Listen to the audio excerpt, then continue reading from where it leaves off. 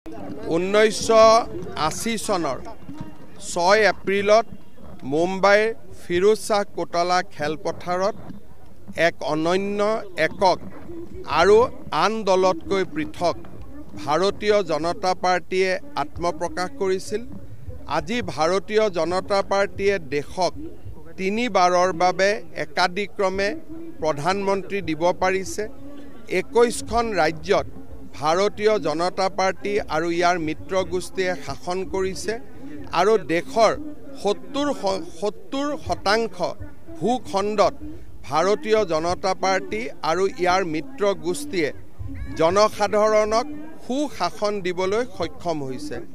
ভাৰতীয় জনতা পাৰ্টিয়ে ৰাষ্ট্ৰ শক্তিক সংগঠিত কৰিছে আৰু ভাৰতবৰ্ষক এখন বিকশিত ৰাষ্ট্ৰ হিচাপে বিশ্বত প্ৰতিষ্ঠা কৰাৰ বাবে অহোপুৰুষাৰ্থ কৰিছে।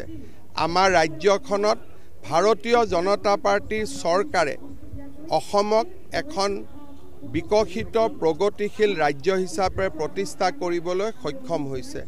অসমৰ জনতাই আমাক আশীৰ্বাদ কৰিছে। অসমৰ জনতাই আমাৰ ওপৰত আস্থা আৰু বিশ্বাস ৰাখিছে।